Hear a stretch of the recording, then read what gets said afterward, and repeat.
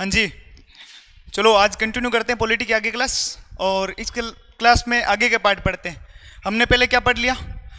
एक तो पढ़ लिया संविधान के लिए ऐतिहासिक पृष्ठभूमि, हिस्टोरिकल बैकग्राउंड, जिसमें सारे आप एक्ट, चार्टर अधिनियम, भारत परिषद अधिनियम वगैरह वगैरह वगैरह पढ़ते हो। उसके बाद हमने पढ़ लिया था संविधान सभा के बारे में। भाई संविधान के लिए एक व्यापक पृष्ठभूमि बनी, ऐतिहासिक पृष्ठभूमि बनी। 1773-74 से लेके उसको और बैक में जाओ तो 1765 में इलाहाबाद की संधि और बक्सर के युद्ध के बाद से लेके 1947 के भारत सरकार अधिनियम तक हम पढ़ ही रहे थे। उसके बाद एक संविधान सभा बनी भारत में। संविधान सभा दरअसल भारत में संविधान निर्माण करने के लिए एक लंबे समय से मांग चली आ रही थी संविधान सभा की। संविधान सभा के बारे में हमने पढ़ लिया, उसकी समितियों के बारे में पढ़ लिया, संविधान सभा के सलाहकार के बारे में पढ़ लिया। मोटी मोटी बातें हमने सारी पढ़ ली, समितियां थी, उनका किस तरीके से ट्रिक बन सकती है। अब उसके बाद हमने सत्र के बारे में पढ़ लिया था, संविधान में कितने सत्र हुए थे। सेशन दरअसल आज के जो सेशन होते हैं सेम वैसे ही होते थे। अब आगे पढ़ते हैं हम। आज की हमारी क्लास किसकी रहेगी? मात्र अगर आपको एक तो डिटेल पढ़नी हो तो अलग शौक है। संविधान की प्रमुख विशेषताओं के बारे में मोटी मोटी विशेषताएं हैं, उनको वन लाइन में पढ़ेंगे और थोड़ा सा समझा दूंगा आपको। और उससे आपका सवाल कोई भी क्वेश्चन कोई भी राजस्थान के एग्जाम में तो कम से कम बाहर नहीं जाएगा, यह मैं दावे से बोल सकता हूँ। क्योंकि संविधान की विशेषताओं के बारे में अगर इससे बाहर जाएगा फिर वो मेरे को या किसी टीचर को भी नहीं आ रहा होगा। कोई पीएचडी हो वो अलग बात है, आपका काम बन जाएगा, जितना पता होना चाहिए। आज की जो थर्ड क्लास होगी वो क्या तो होगी? संविधान की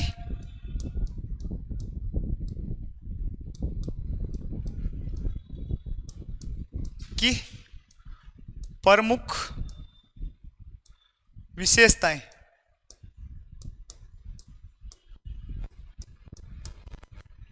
ठीक है,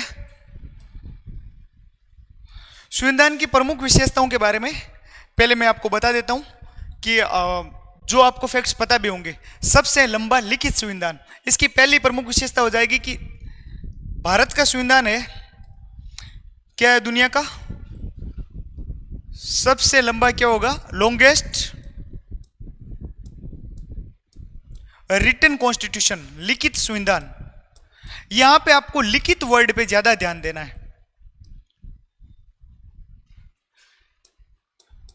आपको बोले दुनिया का सबसे लॉन्गेस्ट या लंबा संविधान, तो शायद आपका सवाल जैसे आ जाए कि भारत का संविधान कैसा है, उसके सामने आपका पहला ऑप्शन हो भारत दुनिया का सबसे लंबा संविधान, पहला ऑप्शन ये आ जाए भारत दुनिया का सबसे छोटा संविधान, भारत दुनिया का सबसे बड़ा संविधान, चौथी स्टेटमेंट हो आपकी भारत दुनिया का सबसे लंबा लिखित संविधान, तो आपको ऐसे स्टेटमेंट या क्वेश्चन ऐसे पूछा जाए इन कथनों में से कौन सा सबसे ज्यादा सही है, तो उसमें सबसे सही कथन वो होगा लॉन्गेस्ट लिखित संविधान। अब इसमें डाउट मन में ये होगा कि लिखित है तो अलिखित क्या होता है? संविधान तो लिखित ही होगा। तो दुनिया में दो तरीके के संविधानों के बारे में लिखित और अलिखित की धारणा प्रचलित है कि कुछ देशों ने अपने संविधान लिखे, कुछ देशों ने घोषित तौर पे ये बोला कि हमारा संविधान है वो लिखित नहीं है। हालांकि उनके नियम विनियम होते हैं, डॉक्यूमेंटेशन उनका भी होता है, पर वो कहते ही है कि हमारा एक लिखित संविधान नहीं है। उसका सबसे बड़ा एग्जाम्पल, अलिखित संविधान वाले का सबसे बड़ा एग्जाम्पल क्या होता है? यूके या ब्रिटेन। ब्रिटेन सबसे बड़ा एग्जाम्पल है। ब्रिटेन में कोई भी लिखित संविधान नहीं है जिसको वो संविधान मानते हो, उनकी परंपराओं के आधारित धीरे धीरे संविधान बनता गया। और अगर लॉन्गेस्ट की बात की जाए तो हो सकता है कि जिन्होंने नहीं लिखा हो और वो ये बोल दे कि हमारा सबसे लंबा लिखित संविधान हो, ये दावा किया जा सकता है। जैसे मैं आपको पढ़ा रहा हूं तो मैं बोल दूंगा कि मेरी सबसे अच्छी क्लास है, बट कोई पढ़ा ही नहीं रहा है, वो ऐसे बोल देगा कि मैं पढ़ा नहीं रहा हूं पर मैं दुनिया का सबसे ग्रेट टीचर हूं। तो कंपटीशन तब होगी जब कुछ कर रहे हैं, जब लिखा है उनके बीच कंपटीशन होगी, नहीं लिखा है उनके बीच कोई कंपटीशन नहीं होगी। तो आंसर यही होगा आपका सबसे लंबा लिखित संविधान। लिखित का वर्ड आपके सामने होना चाहिए। ठीक है, विभिन्न स्रोतों से भी कोई दिक्कत नहीं। इसमें भारत के संविधान में दूसरी विशेषता मानी जाती है कि भारत का संविधान है वो दुनिया के विभिन्न स्रोतों से लिया गया है, विभिन्न स्रोतों से, जिसमें आप पढ़ते हो ना 1935 से ये बातें ली गई, यूके के संविधान से ये बातें ग्रहण की गई, न्यायपालिका कॉन्सेप्ट अमेरिका से ग्रहण किया गया, नीति निर्देशक तत्व आयरलैंड से ग्रहण किया गया। ये सारी बातें आपको पता होनी चाहिए। विभिन्न स्रोतों वाले में आपको ये मान के चलना है इस एक चैप्टर में से कोई भी सवाल आएगा और आएगा तो वो वाला ये वाला आएगा। ठीक है। अब ये वाले में मैं सारे आपको नहीं बताऊंगा कि कौन सी बात किस देश से ली गई है, इसके लिए एक वीडियो बना रखा प्रॉपर, आप पॉलिटी की प्लेलिस्ट में जाओ, उसके लिए ट्रिक बता रखी है। इस वजह से यहाँ पे ट्रिक वापस बताऊंगा तो शायद किसी का ज्यादा टाइम टेकिंग हो जाएगा, तो इसकी प्लेलिस्ट में जाओ, पॉलिटी की प्लेलिस्ट देखो या कोई भी कॉन्सेप्ट टॉक वाली प्लेलिस्ट देखो, वहां पे ये हो जाएगा कि विभिन्न स्रोतों के बारे में कैसे एक कॉन्सेप्ट क्लियरिटी है, वो वाला वीडियो देखो। उसमें आपको सारे देशों के बारे में एक भी इससे मतलब फैक्ट पीछे नहीं छूटा है, अभी शायद पीछे छूट भी जाए, उस वीडियो में जाके देखोगे तो आपका फैक्ट पीछे नहीं छूटेगा। उसमें आपको यह बता दिया गया है कि राष्ट्रपति का पद कहां से लिया गया है, राष्ट्रपति के लिए महाभियोग कहां से लिया गया है, उपराष्ट्रपति का पद कहां से लिया गया है, उपराष्ट्रपति के लिए हटाने की प्रक्रिया कहां है, न्यायपालिका का प्रोसेस कहां लिया गया है, और विधि की स्थापित प्रक्रिया कहां से ली गई है, विधि की सम्यक प्रक्रिया कहां से ली गई है, सारी बातें उस वीडियो में जाके देखोगे तो आपको मिल जाएगा। अगर नहीं मिले तो मैं वीडियो के कमेंट सेक्शन में उसका वीडियो का लिंक को पिन कर दूंगा या डिस्क्रिप्शन होगा उसमें पिन कर देंगे, ठीक है। आगे इसके आगे की विशेषता क्या होगी, नम्यता और अनम्यता के बीच समन्वय। तीसरी विशेषता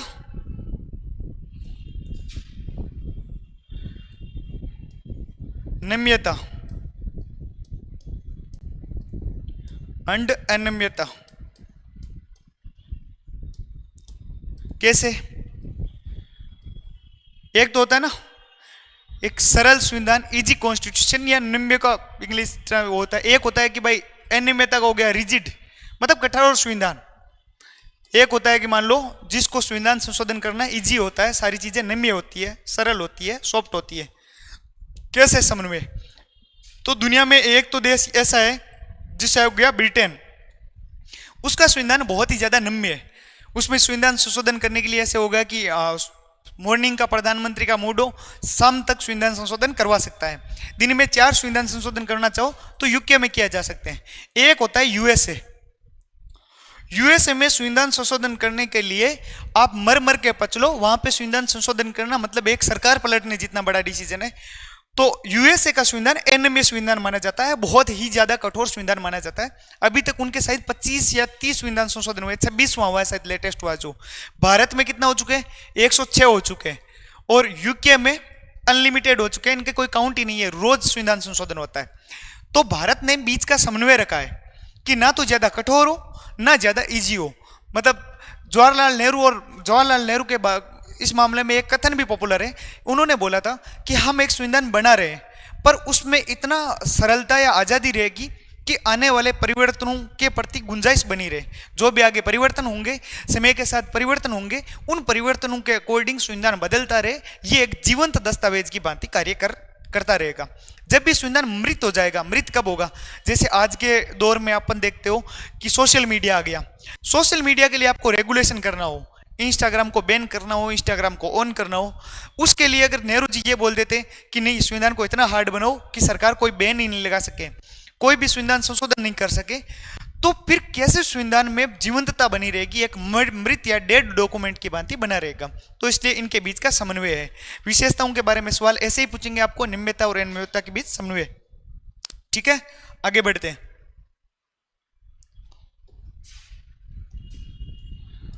आगे की बात क्या होगी, एकात्मकता की ओर झुकाव वाली संघीय व्यवस्था। भारत संघीय है परंतु प्लस एकात्मक भी है।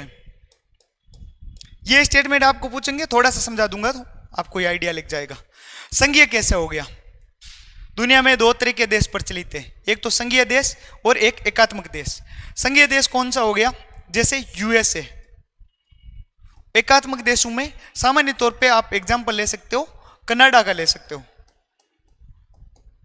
और कुछ और देशों में चीन की एकात्मक प्रणाली, चीन लोकतांत्रिक देश नहीं है। फिर अगर आपको एकात्मक देखा जाए श्रीलंका है शायद, मैं आपको बता सकता हूं।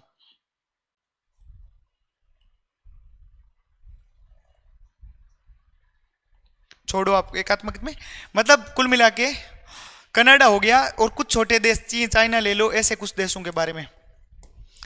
संघीय देश में ऐसा होता है, एक सेंटर होता है, एक स्टेट होता है। दुनिया में यही प्रचलन है, हर देश में एक देश की परंपरा होती है, उसके भीतर कई राज्य होते हैं। यहां पे भी यही होता है, एक सेंटर होता है, एक स्टेट होता है। संघीय देश में यह होता है कि सेंटर के पास 3 पावर होती है, डिफेंस के मामले, रक्षा के मामले, संचार के मामले और विदेशी संबंधों के मामले सामान्य तौर पर 3 पावर होती है उनके पास, एब्सोल्यूट पावर होती है जो सिर्फ और सिर्फ सेंटर के पास होती है। राज्य के पास बाकी सभी मामले राज्यों के पास होते हैं। मतलब राज्य कई मामलों में सेंटर से ज्यादा पावरफुल होते हैं या इसके बराबर पावरफुल होते हैं। राज्य कभी भी सेंटर से कम नहीं हो सकते। राज्यों की न्यायपालिका तक अलग होती है, राज्यों की भाषा, बोली, नागरिकता तक अलग होती है। यूएसए में राज्य की नागरिकता भी होती है, द्विनागरिकता का या द्विनागरिकता होती है, डाई जो सिटीजनशिप होती है उसका कॉन्सेप्ट भी प्रचलित होता है। तो यहां से आप समझ सकते हो कि वहां का राज्य कितना ऐसे पावरफुल होगा। वहां पे राज्यपाल का कोई प्रावधान नहीं होता। वहां पे ऐसे नहीं कि कोई सेंटर से कोई राज्यपाल नियुक्त होता हो और राज्यपाल उस राज्य में दादागिरी करता हो, जैसे दिल्ली में दादागिरी करता है उपराज्यपाल, वो वाली दादागिरी वहां पे नहीं चल सकती। वहां पे आप ममदानी का एक मेयर बना, मेयर ने ट्रंप को घुटनों पे ले आया। तो एक सोचो कि छोटा सा मेयर, अपन जयपुर के मेयर की तुलना करो कि जयपुर का मेयर मोदी जी को ऐसे बोल दे कि मैं आपका ये कर दूंगा वो कर दूंगा और फिर मोदी जी उनसे मिलना है, ऐसी संभावना आपको कहां तक दिखती है? कोई संभावना नहीं दिखती। तो यहां ऐसे राज्य में, संघीय राज्य में ऐसी ताकत आपको देखने को मिलती है। संघीय देश के किसी भी ढांचे में राज्यों के पास ऐसी ताकत देखने को मिलती है।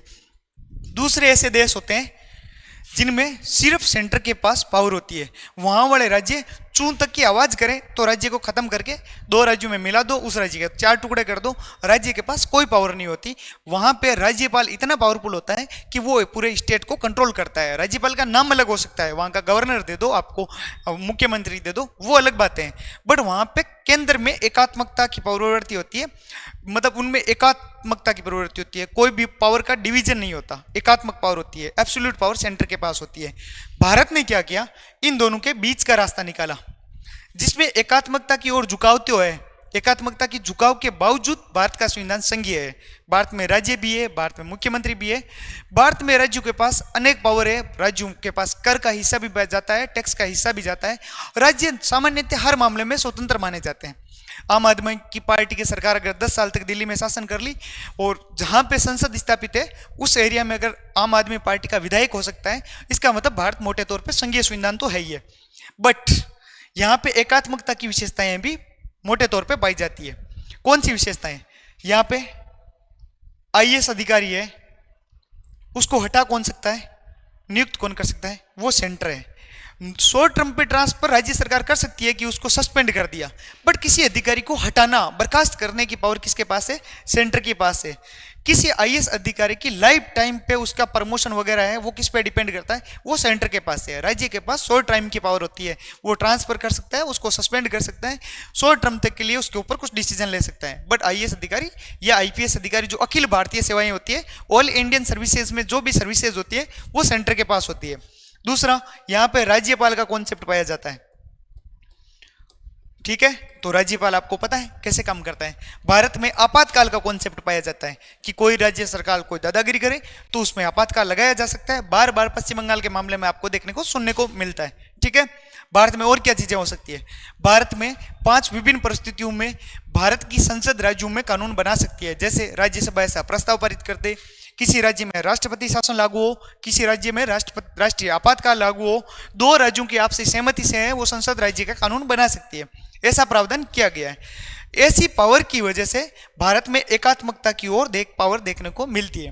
भारत की संसद है वो 2 राज्यों का खंडन कर सकती है, 2 राज्यों को मिला सकती है, 2 राज्यों को जोड़ सकती है, 2 राज्यों के भागों को एक दूसरे को दे सकती है। ये बातें इसको एकात्मक बनाती है। ठीक बात है, इतनी ही जरूरत है आपको। उसके बाद भारत के संविधान की और क्या विशेषता है? भारत के संविधान की विशेषताओं में सरकार का संसदीय रूप,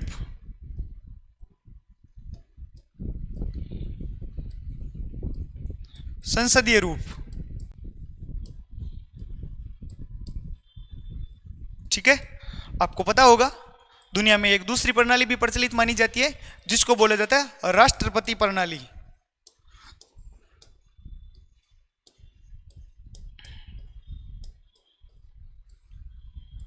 ठीक है, तो भारत में कौन सी प्रणाली मानी जाती है? भारत में संसदीय प्रणाली मानी जाती है। संसदीय प्रणाली कैसे होती है? संसदीय प्रणाली में आपको 2 व्यक्तियों को याद रखना है, मोटे तौर पे 2 व्यक्तियों को, कि एक संसद होगी, संसद में एक तो होंगे पीएम प्रधानमंत्री, एक होगा राष्ट्रपति। ठीक है, यहां पे सिर्फ और सिर्फ क्या होगा, राष्ट्रपति होगा। भारत में राष्ट्रपति और प्रधानमंत्री के बीच कौन सी पावर है वो डिवाइड होती है। तो दो प्रमुख है, आमतौर पे किसी राज्य के दो प्रमुख माने जाते हैं। एक तो सरकार का प्रमुख, कि अभी भारत सरकार में भारत का नेता कौन है या भारत का सरकार का प्रमुख कौन है, आपके सामने कॉन्सेप्ट आए कि प्रधानमंत्री किसका प्रमुख है, वो है सरकार का प्रमुख माना जाता है। और राष्ट्र या राज्य का प्रमुख किसको माना जाता है, वो माना जाता है राष्ट्रपति को। कुल मिला के भारत का प्रथम नागरिक कौन होता है, तो वो होता है राष्ट्रपति। जबकि यूएसए का प्रथम नागरिक कौन होता है, वहां का राष्ट्रपति। यहां पे राज्य और सरकार का दोनों का प्रमुख कौन होता है, वो राष्ट्रपति होता है। मोटा फर्क ये है ना कि मंत्रिमंडल ये चीजें होती है, वो तो बाकी बात की चीजें है।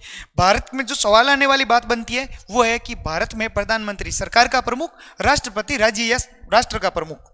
हमारे राज्य का, देश का प्रमुख पहला होता है ना, फर्स्ट जो सिटीजन होता है, प्रथम नागरिक होता है, सेनाओं का प्रमुख होता है।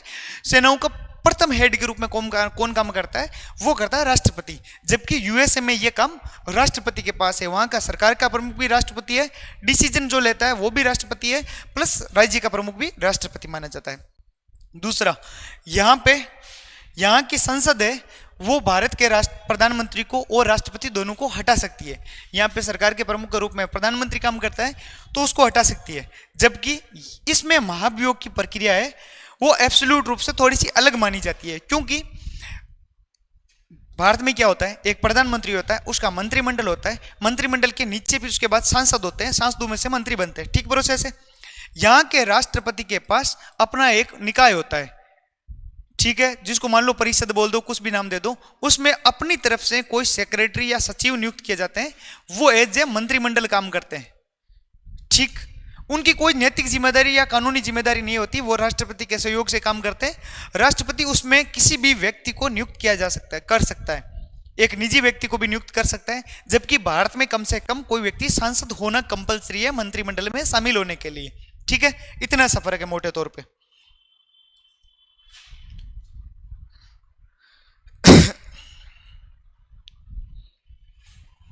आगे बढ़ते हैं। आगे की बात आपको थोड़ा सा समझा के बता देता हूं। संसदीय पर संप्रभुता और न्यायिक सर्वोच्चता में समन्वय।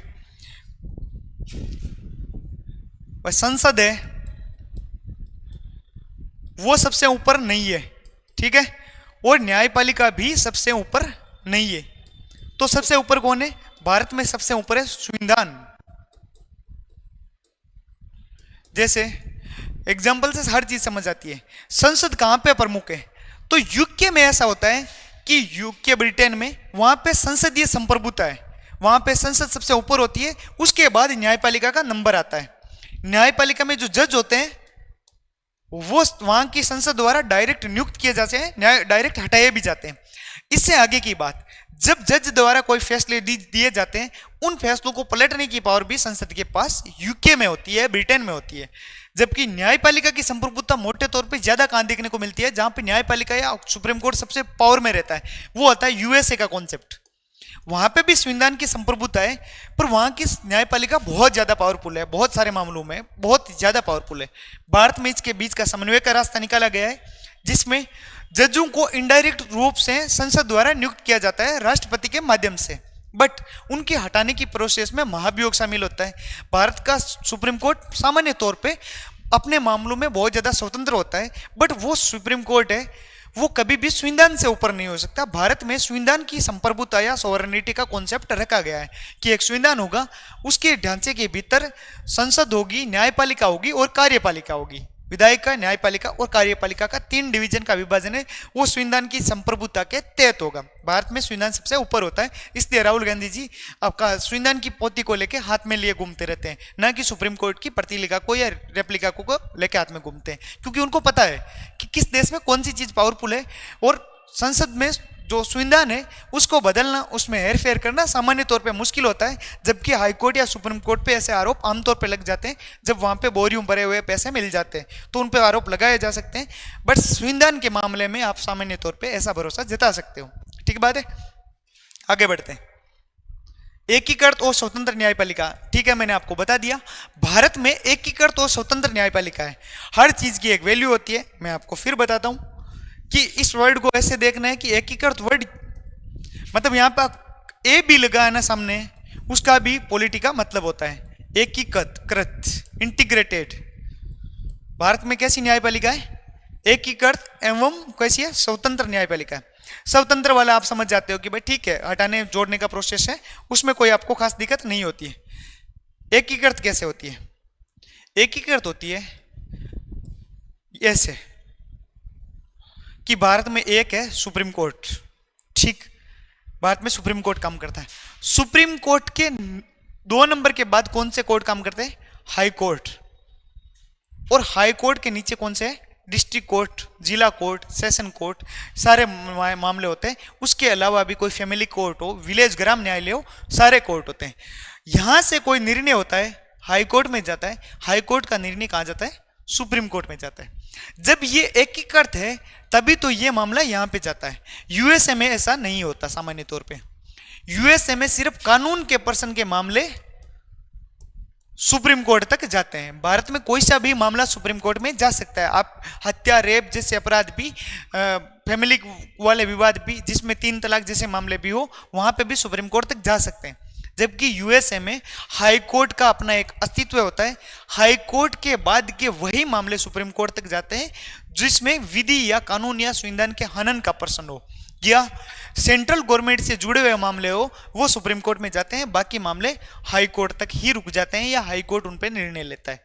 यहां समझ आ जाएगा कि एक न्यायपालिका भारत की है, वो किस तरह से ऊपर की ओर जाती है। भारत में अभी सर्वोच्च कोर्ट के रूप में क्या काम करती है? सुप्रीम कोर्ट है। तो सुप्रीम कोर्ट टॉप कोर्ट या उच्चतम न्यायालय या सबसे सुप्रीम के रूप में काम करता है। उसके बाद कुछ मामले रिव्यू करने के लिए फांसी जैसे मामलों में क्षमा की पावर हो, जिसमें आप देखते हो कि राष्ट्रपति की क्षमा करने की पावर हो, समाधान करने की पावर हो, ठीक है, तो राज्यपाल के पास वैसी पावर होती है। तो यहाँ पे एक इंटीग्रेट या एकीकृत न्यायपालिका पाई जाती है। सवाल यही है कि आपको एकीकृत वर्ड समझ आ गया। आज एग्जाम में तो भी कोई दिक्कत नहीं, इन फ्यूचर भी कोई एग्जाम में तो भी ये समझ आ ही जाएगा, ठीक है।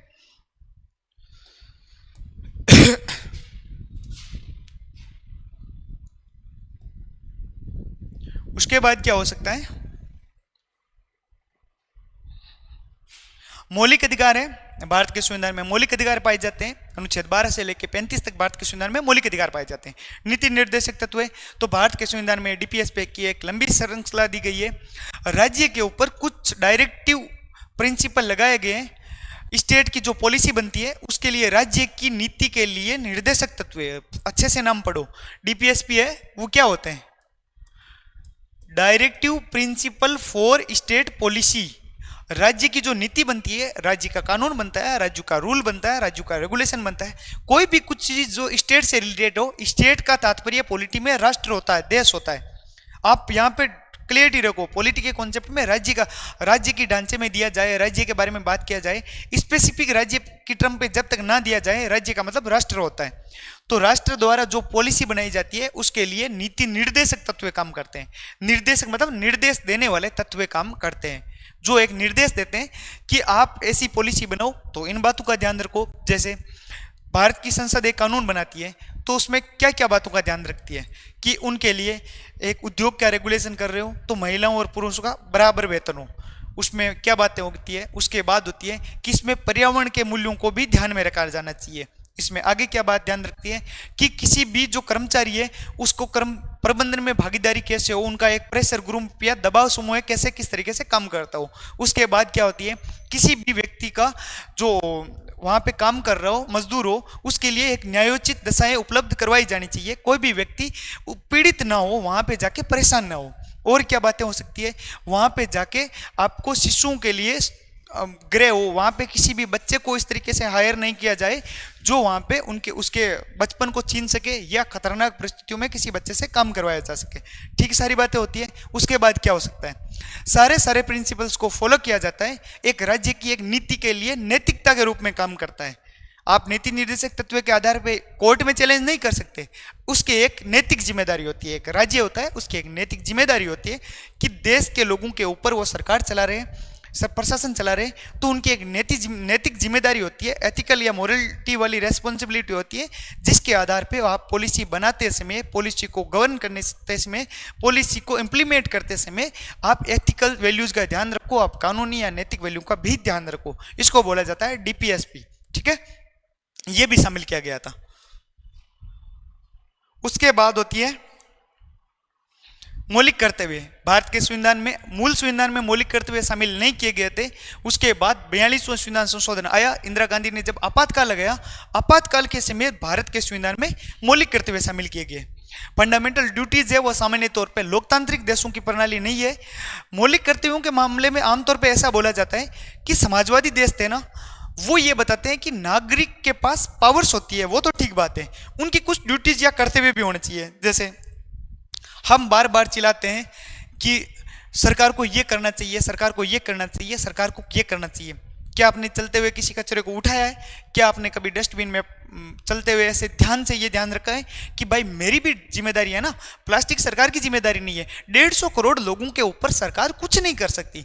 जब लोग यहाँ के करप्ट, भ्रष्ट और बेईमान हो, उस देश में सामान्य तौर पे कोई भी सरकार कुछ भी नहीं कर सकती। अगर आपको उम्मीद है कि ये प्रधानमंत्री, राष्ट्रपति देश में घी दूध की नदियां इस आधार पे बहा देगा कि प्रधानमंत्री बनेगा, जहां पे मूर्ख लोगों का देश होता है, वहां पे सामान्य तौर पे यही उम्मीद करो कि वहां पे मौलिक कर्तव्य बताने पड़ते हैं। जब आपको मौलिक कर्तव्य बताने पड़ रहे हैं, इसका मतलब हम बहुत ही ज्यादा करप्ट और भ्रष्ट लोगों का देश है। ठीक है, क्यों? इसके साथ ये बात साबित आई, इंदिरा गांधी ने इस फैसला का बहुत अच्छे से सपोर्ट किया।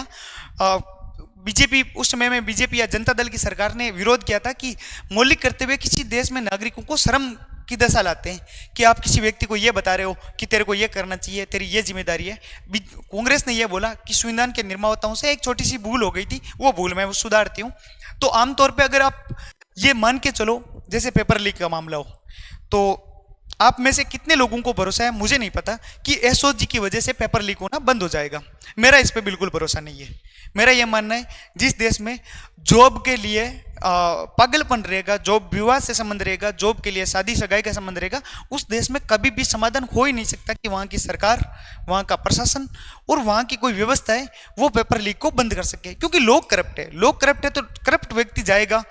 जब पेपर अपन खरीद रहे हैं और गलती से 100 लोग में से 99 पकड़े गए, एक रह गया, किसी दिन तो वो कीड़ा उस पूरे तालाब को गंदा करेगा ही करेगा। ठीक बात है। तो कभी भी ये समाधान मत सोचो। एथिकल वैल्यूज के साथ, मौलिक कर्तव्यों के साथ किसी भी देश की उन्नति हो सकती है। इसलिए इंदिरा गांधी का मौलिक कर्तव्यों के मामले में सम्मान किया जाना चाहिए। ठीक, एक धर्मनिरपेक्ष राज्य, अब सामान्य तौर पे भारत को एक धर्मनिरपेक्ष देश बोला जाता है। धर्मनिरपेक्ष देश का भी कॉन्सेप्ट भारत में सकारात्मक रूप से है। भारत के संविधान निर्माताओं या संविधान को बाद में चलाने वाले लोगों के बारे में भी एक शानदार सा कॉन्सेप्ट देखने को मिलता है। भारत क्या है? एक धर्मनिरपेक्ष देश है।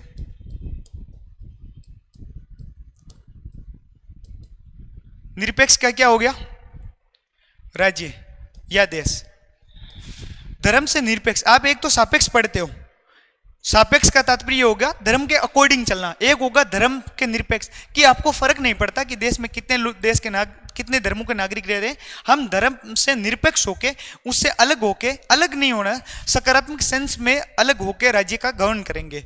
दुनिया में धर्मनिरपेक्ष देशों के मामले में 2 तरीके के कथन प्रचलित माने जाते हैं। एक तो होता है सकारात्मक धर्मनिरपेक्ष देश, एक होता है नकारात्मक धर्मनिरपेक्ष देश।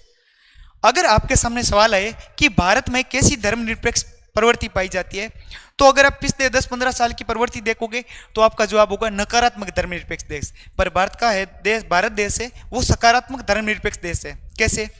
फ्रांस और यूरोप के सारे देश है वो क्या है? नकारात्मक धर्मनिरपेक्ष देश है। कुल मिला के उनमें धर्मनिरपेक्षता का कॉन्सेप्ट ऐसे पाया जाता है कि हमारे देश में भले ही 20 धर्म हो, हम किसी भी धर्म के साथ नहीं है, हम धर्म का कोई सपोर्ट करेंगे ना विरोध करेंगे, हम सिर्फ रूल एंड रेगुलेशन बनाएंगे। उस रूल एंड रेगुलेशन को सबको मानना पड़ेगा, हमें फर्क नहीं पड़ता ईसाई हो, पारसी हो, इस्लाम हो, हिंदू हो।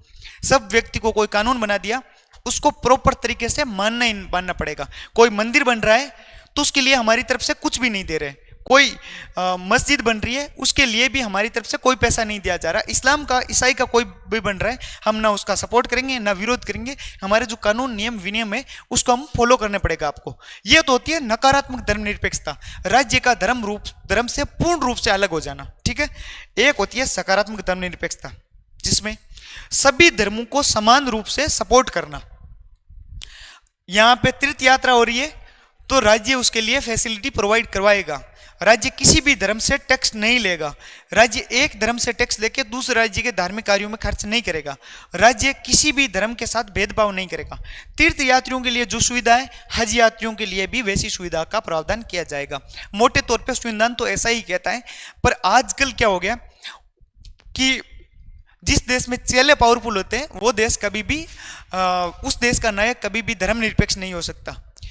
सामान्य कथन है, भारतवर्ष का नायक वही बन सकता है जो समन्वय की बहुत मोटी क्षमता या बड़ी क्षमता रखता हो। भारतवर्ष के नायक या लीडर बनने के लिए आप किसी भी एक धर्म, एक जाति को लेकर आगे नहीं बढ़ सकते। ये बहुत बड़े बड़े मोटे मोटे विद्वानों ने ये बात कही है। बट जब ये कॉन्सेप्ट बदल जाता है, आप वोट के लिए एक धर्म को सपोर्ट कर देते हो तो कोई भी देश धर्मनिरपेक्ष नहीं रह पाता है। इसमें धर्मनिरपेक्ष रहने में किसकी मोटे तौर पे जिम्मेदारियां थी, किन्होंने मोटे तौर पे सपोर्ट किया?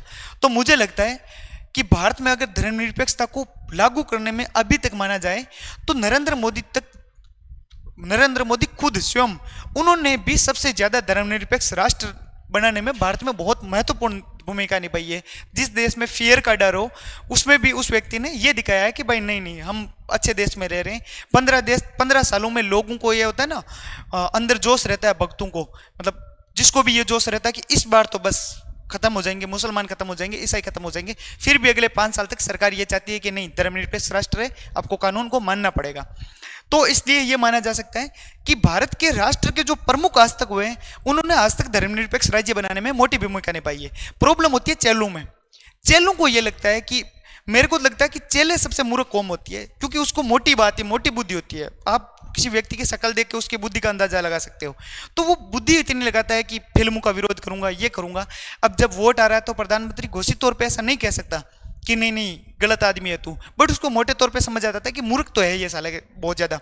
ठीक है, तो इस वजह से आपको ये ध्यान रखना चाहिए कि वजह कुछ भी हो, धर्मनिरपेक्ष देश में पूरे तौर पे अटल बिहारी वाजपेयी, नरेंद्र मोदी, जवाहरलाल नेहरू और इंदिरा गांधी तक की महत्वपूर्ण भूमिका मानी जा सकती है। ठीक है, तो ये हो गया धर्मनिरपेक्ष और राज्य। एक वर्ड निकला था उसके लिए सॉरी।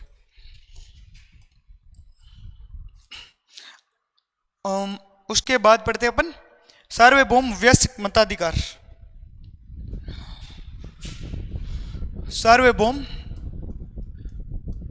यूनिवर्सल वयस्क या 18 साल वाले जो हो गए उनके लिए वोटिंग का राइट।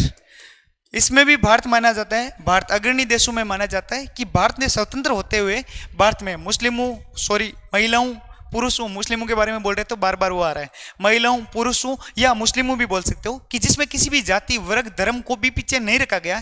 किसी भी व्यक्ति को, भारतीय नागरिक को वोटिंग के राइट से पीछे नहीं रखा गया है। और 18 साल से पहले किसी भी व्यक्ति को वोटिंग देने का अधिकार, 18 साल के बाद की कोई भी व्यक्ति को वोटिंग का राइट दिया गया है। पहले ये 21 साल की एज थी, उसके बाद 61वें संविधान संशोधन अधिनियम 1989 से इसकी उम्र घटा के कितनी कर दी गई थी? पहले 21 थी, उसके बाद कर दी गई, राजीव गांधी की सरकार ने कितनी कर दी थी? 18 साल कर दी थी। ये आपको फैक्ट याद रखना है। ठीक है, एकल नागरिकता, भारत में एकल नागरिकता पाई जाती है। भारत में सिर्फ आप भारतीय नागरिक हो। दुनिया के बाकी देशों के मुकाबले भारत में ये नागरिकता का यूनिक कॉन्सेप्ट देखने को मिलता है। यूएसए और कुछ देशों में, यूरोप के कुछ देशों में द्वि नागरिकता का कॉन्सेप्ट है, जहां वो राज्य के साथ जिले और राज्य का भी नागरिक होता है, देश के साथ जिले और राज्य का नागरिक पाया जाता है। ठीक है, स्वतंत्र निकाय भारत में पाए जाते हैं, जैसे आप supreme court, high court, Lok Sabha आयोग, सारे स्वतंत्र निकाय। भारत में राष्ट्रीय आपातकाल का प्रावधान माना जाता है। भारत में त्रिस्तरीय सरकार का कॉन्सेप्ट भी माना जाता है। त्रिस्तरीय सरकार का मामला क्या होता है? भारत दुनिया का एकमात्र लोकतांत्रिक देश है जिसमें त्रिस्तरीय सरकार का कॉन्सेप्ट पाया जाता है। ऊपर क्या हो गई? सेंट्रल या केंद्र सरकार, बीच में राज्य सरकार, 3 नंबर पे पंचायत। पंचायतें। ये दुनिया का एकमात्र देश है जिसमें यह भी कॉन्सेप्ट पॉपुलरली संविधान में शामिल किया गया है। दुनिया में ऐसा कोई देश नहीं है। सहकारी समितियों का प्रावधान किया गया है, कोऑपरेटिव सोसाइटीज का। उसके बाद आलोचनाएं होती है, उनका अपने से कोई मतलब नहीं है। यह हो गया संविधान की प्रमुख विशेषताओं के बारे में। आपको अनुसूचियों के बारे में, तो अनुसूचियों को अलग से एक वीडियो करके बता देंगे आपको। भारतीय संविधान में 12 अनुसूची पाई जाती है, उसके बारे में आपको पता होना चाहिए, अच्छे से पता होना चाहिए। संविधान के स्रोतों के बारे में आपको बता दिया। अमेरिका के संविधान में मूलतः 7 अनुच्छेद हुआ करते थे। अब आपका आता है प्रॉपर तरीके से संविधान स्टार्ट, जिसमें पहला चैप्टर माना जाता है संविधान की प्रस्तावना।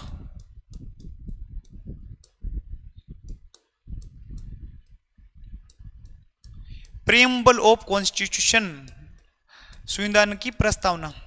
प्रस्तावना हर चीज की होती है। आप प्रस्तावना को इंट्रो पढ़ सकते हो कि यह संविधान का इंट्रोडक्शन है, इंट्रो है संविधान का। ठीक है, बेसिक बातें ज्यादा नहीं बताएंगे। ये कहां से ग्रहण की गई है, तो 13 दिसंबर 1946 को जो उद्देश्य प्रस्ताव जवाहरलाल नेहरू द्वारा पेश किया गया था, मोटे तौर पे 99.99% वही बातें इसमें है। उसके बाद कुछ संविधान संशोधन हुए, उसमें कुछ और चीजें शामिल कर ली गई थी, बट मोटे तौर पे इसमें उद्देश्य प्रस्ताव वाली बातें ही शामिल की गई है। अब आपके काम का सवाल क्या बनता है, तो काम का सवाल बनता है इसमें प्रस्तावना को पूरा पूरा याद होना। प्रस्तावना के आपके वर्ड को लाइन टू लाइन आपको पता होना चाहिए। अब लाइन टू लाइन के लिए अगर आपको याद है तो इसमें से 10 सेकंड स्किप कर देना, क्योंकि ट्रिक अगर आपको अच्छे से याद है तो फालतू की ट्रिक नहीं बनानी है। बट जिसको ये लगता है कि बार बार कंफ्यूजन होता है, उसके लिए ट्रिक से ज्यादा मैं थोड़ी सी एक दो बातें बताऊंगा। ठीक है, जैसे हम भारत के लोग भारत को संपूर्ण प्रभुत्व संपन्न समाजवादी धर्मनिरपेक्ष लोकतांत्रिक गणराज्य बनाने के लिए तथा इसके समस्त नागरिकों को सामाजिक आर्थिक राजनीतिक न्याय, तो इसमें पहला वर्ड आता है न्याय। अब आपको ना इसको याद रखने के लिए, शायद इतनी पॉलिटी पढ़ रहे हो तो उनको मूल अधिकारों को सबको पता होगा। मूल अधिकारों को आपको सीरीज वाइज आपको ऐसे दिमाग में रखना है। तो अनुच्छेद 14 में सबसे पहले क्या बात दी गई है, न्याय। तो प्रस्तावना का पहला मोटा वर्ड है वो सामाजिक आर्थिक राजनीतिक न्याय आएगा। ठीक है, उसके बाद क्या आएगा, न्याय, विचार, अभिव्यक्ति, धर्म, विश्वास, उपासना की स्वतंत्रता। 14 के बाद आप जाओगे तो मोटे तौर पे अनुच्छेद आता है 19, स्वतंत्रता वाला। तो इसके बाद आगे की बात आती है स्वतंत्रता। वर्ड का टाइमिंग यही होती है। उसके बाद प्रतिष्ठा और अवसर की क्षमता प्राप्त करने के लिए तथा व्यक्ति की गरिमा और राष्ट्र की एकता अखंडता सुनिश्चित करने वाला। ठीक है, अब क्षमता के बारे में आप अनुच्छेद 14 वाले बातों में कंफ्यूज नहीं हो रहे हो, थोड़ा सा हो रहा है, तो समता के बारे में आप 20 और 21, 23, 24 के बारे में पढ़ लेते हो। इस वजह से समता आपको 3 नंबर पे रखनी है। ठीक, उसके बाद की बात है तो आपको सारी याद रह जाएगी कि एकता और अखंडता है वो कौन सी बात में दी गई है, वो संविधान में आगे संसद वाली चैप्टर है उनमें दी गई है। और बंधुत्व, ये सारी बाकी चीजें दी गई है। उसके बाद लास्ट में आपको डेट दी गई है, तो आपको याद रह जाए तब तो ठीक है। इन 3 वर्ड में आपको कंफ्यूजन होता है ना, 3 वर्ड में 7-8 वर्ड दिए गए हैं, सामाजिक आर्थिक राजनीतिक न्याय, धर्म, विश्वास, विचार और अभिव्यक्ति की स्वतंत्रता, और व्यक्ति की गरिमा और राष्ट्र की एकता अखंडता बढ़ाने वाला जो होती है उनके लिए प्रतिबद्ध होते हैं। डेट दी गई है 26 नवंबर 1949 को। प्रस्तावना में तारीख क्या दी गई है वो आपको याद रखना है।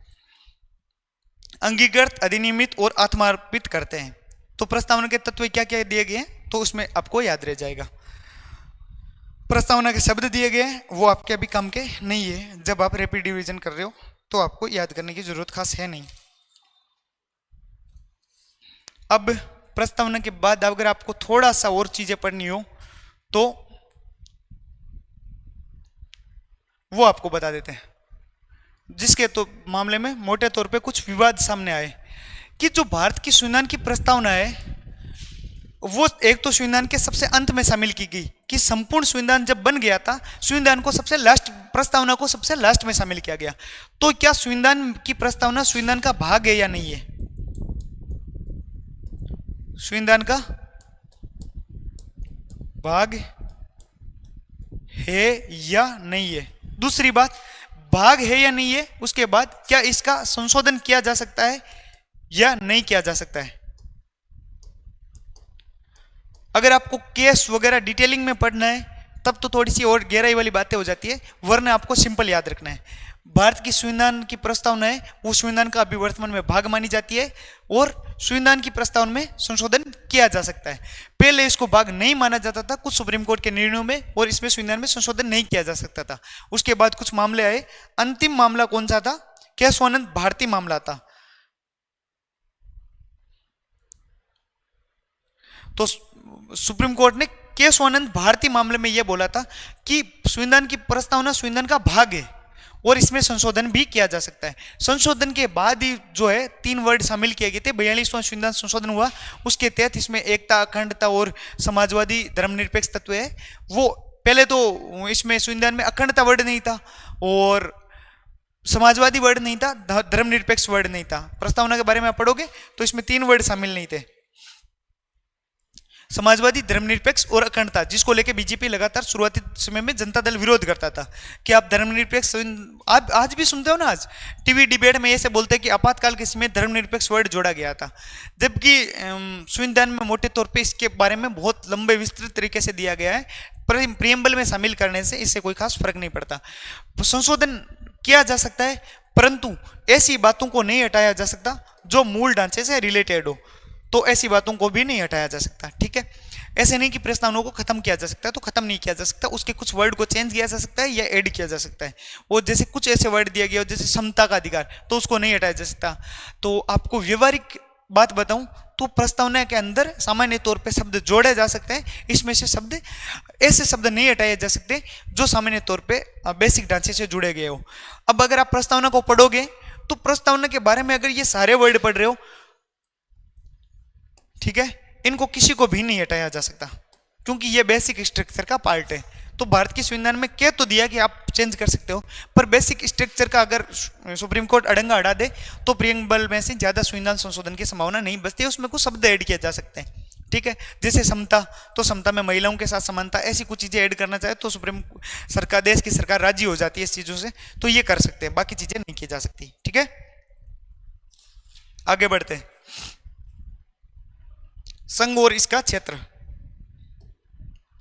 आप पढ़ते हो। अब हो गया अनुच्छेद 1 से स्टार्ट। संघ और इसका क्षेत्र, union and it's territories.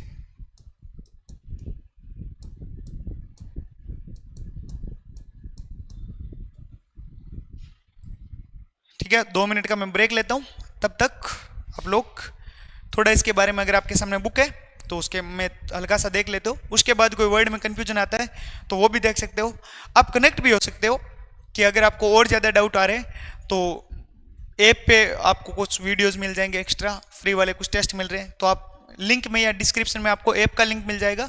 iOS में और एंड्रॉयड में दोनों में ऐप है। उसके अलावा अगर आप टेस्ट के बारे में लास्ट समय में अगर आपको लगता है कि 5-7 टेस्ट लगा लो तो उसमें कोई आपको यूनिक कुछ देखने को ऐसे नहीं देखने को मिलेगा कि आपसे कुछ हार्ड प्रैक्टिस करवा ली। फिर भी अगर आप इस समय नहीं ज्वाइन करना चाहते हो तो कोई बात नहीं, बट इसके आपको अगर स्टेटमेंट वाले थोड़े सवाल देने तो डिकोड की टेस्ट है, वो आप 10 टेस्ट है उनको जाके दे सकते हो। ऐप में जाओगे तो आपको डिकोड के टेस्ट मिल जाएंगे वहाँ पे, उसमें से 2-3 टेस्ट जितने लगा सकते हो आपको लगाना चाहिए। और क्या बता रहा था मैं, उसके बाद आपको अगर कोई डाउट आ रहा है तो टेलीग्राम ग्रुप ज्वाइन कर लो या पर्सनल लेवल पे उस टेलीग्राम के ग्रुप में जो नंबर दिया गया है उसमें आप मैसेज कर सकते हो। तो जितना हमें टाइम मौका मिलता है हम आपको इनके जवाब देने की कोशिश करेंगे जितना टाइम मिलता है। आप ये भी बता सकते हो कि ऐसे टॉपिक में हमें डाउट आ रहे तो 9783615521 इस नंबर पे कांटेक्ट कर सकते हो। आप अपनी क्यूरीज डाउट्स पूछ सकते हो। मैं 5 मिनट का ब्रेक लेता हूँ, पानी पीता हूँ, चाय पीता हूँ, तब तक आप बने रहो। ठीक है, धन्यवाद।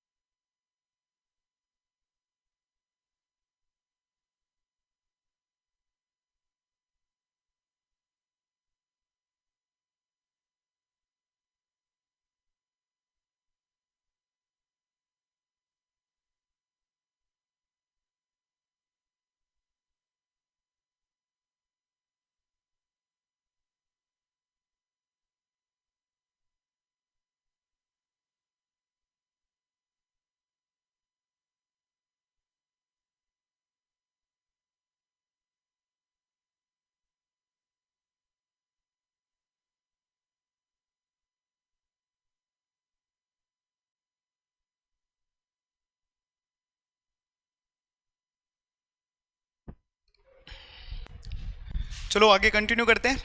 संघ और इसके क्षेत्र के बारे में पढ़ रहे थे अपन। तो भारत को दरअसल अनुच्छेद 1 से लेकर 4 तक इसके राज्यों के बारे में, संघ क्या होता है उसके बारे में बताया गया है। दरअसल आप विवाद पढ़ते हो, एक भारत और इंडिया के बारे में एक वर्ड पढ़ते हो, जिसमें आप बीजेपी के बारे में ये पढ़ते हो कि बीजेपी लगातार कहती है कि इंडिया अंग्रेजों के द्वारा दिया गया नाम था, भारत इसका एक्चुअल नाम है, ठीक है। बट अनुच्छेद 1 में सीधे तौर पे ये दिया गया है कि इंडिया या भारत, यानी इंडिया, उसमें पहले भारत दिया गया, उसके बाद इंडिया है, राज्यों का एक संघ होगा। संघीय व्यवस्था के बारे में डायरेक्ट तौर पे कहीं नहीं दिया गया है, पर राज्यों का संघ वर्ड है वो भारत के संविधान के अनुच्छेद 1 में प्रॉपर तरीके से दिया गया है। तो भारत में इसमें दो बातें देखने को मिलती है कि भारत ने इंग्लिश और हिंदी के विवाद को इसके संविधान के अनुच्छेद 1 से ही खत्म कर दिया था, और यह स्वीकार कर लिया था कि जिस देश में एक बड़े वर्ग की भाषा, संविधान की भाषा इंग्लिश बन चुकी है, तो इंग्लिश की एक्सेप्टेंस होनी चाहिए, इसके वर्ड शब्दावली की एक्सेप्टेंस उतनी ही होनी चाहिए जितनी हिंदी और अन्य भारतीय भाषाओं की हो रही है, उतनी ही अंग्रेजी भाषा की भी मान्यता होनी चाहिए। क्योंकि देश में डॉक्यूमेंटेशन का प्रोसेस, नियम विनियमों का प्रोसेस अगर इंग्लिश में चल रहा है तो उसको स्वीकार कर लेना चाहिए। दूसरा, इसका नाम के अलावा राज्यों का संघ होगा। संघ वर्ड भी अपने आप में 2-3 बातों को धारण करता है। एक तो ये है कि राज्यों का संघ है वो किस वर्ड से अलग है। तो एक तो ये है कि अमेरिका में जैसे देखते हो, आप क्या पढ़ते हो, संयुक्त राज्य अमेरिका, ठीक है, यूनाइटेड स्टेट्स ऑफ अमेरिका। तो इसमें क्या बात दी गई है कि राज्य है वो क्या हुए, संयुक्त राज्य, कि बहुत सारे राज्यों ने मिलकर अमेरिका का निर्माण किया है। भारत के मामले में ऐसा नहीं दिया गया है। भारत एक देश होगा, भारत देश के भीतर बहुत सारे राज्य होंगे, उन राज्यों को भारत संघ के रूप में काम करने की ताकत होगी। केंद्रीय सत्ता के रूप में संघ होगा, सेंटर होगा, और उस सेंटर के नीचे कुछ सारे राज्य स्वतंत्र रूप से काम तो करेंगे, पर उनको ना तो अलग होने की स्वतंत्रता होगी, ना उनको इस तरीके से काम करने की स्वतंत्रता होगी जिसमें भारत की संप्रभुता या सॉवरेनिटी का उल्लंघन किया जा सके, ठीक है। ये बात आपको बार बार देखने को मिलती है। अमेरिका के मामले में पहले ऐसा था कि यूएसए में राज्यों के पास पहले ऐसे पावर थी कि जब भी राज्यों का मन हो वो अलग हो सकते हैं, बट इन भारत अमेरिका में भी एक गृह युद्ध हुआ, डॉक्यूमेंटेशन जैसा भी हो, जिसको आप अमेरिकी गृह युद्ध पढ़ते हो। अमेरिका में गृह युद्ध के समय एक वहाँ के राष्ट्रपति बने थे जिनको बोला जाता है अब्राहम लिंकन। अब्राहम लिंकन ने संविधान में एक संशोधन किया जिसमें उत्तरी अमेरिका और दक्षिण अमेरिका के बीच संघर्ष चल रहा था कि दोनों प्रदेश है वो एक दूसरे से अलग होने के लिए गृह युद्ध चला था। यहाँ पे उत्तरी अमेरिका था, दक्षिण अमेरिका था, इन दोनों के बीच काले और गोरों का युद्ध हुआ था, क्योंकि दो प्रदेश आपस में इस बेस पे या रंग के आधार पे टकरा रहे थे। तो दोनों ने बोला कि हमारी अलग अलग सत्ता होनी चाहिए। तब संयुक्त राज्य अमेरिका के उस समय के राष्ट्रपति अब्राहम लिंकन ने एक संविधान संशोधन के माध्यम से काले लोगों के पक्ष में सपोर्ट किया। वो थे तो गोरे लोगों के राष्ट्रपति, पर फिर भी उन्होंने सपोर्ट किया दोनों वर्गों के, और इस वजह से उनकी हत्या भी हो गई। पर उनकी हत्या का परिणाम यह हुआ कि अमेरिका एक संयुक्त प्रदेश बन गया और उसके राज्यों को अब विभक्त होने की या अलग होने की पावर नहीं है। अमेरिका तो खुद कब्जे करने की पावर रखता है अब, कि कभी ग्रीनलैंड ले लो, कभी कनाडा ले लो, तो वहाँ पर भी ऐसी चीज़ें दी गई है, ठीक है। तो भारत में कितनी श्रेणियाँ दी गई है, तो भारत में राज्यों के संघ के संबंध में 3 श्रेणियाँ दी गई है। एक तो राज्यों के क्षेत्र,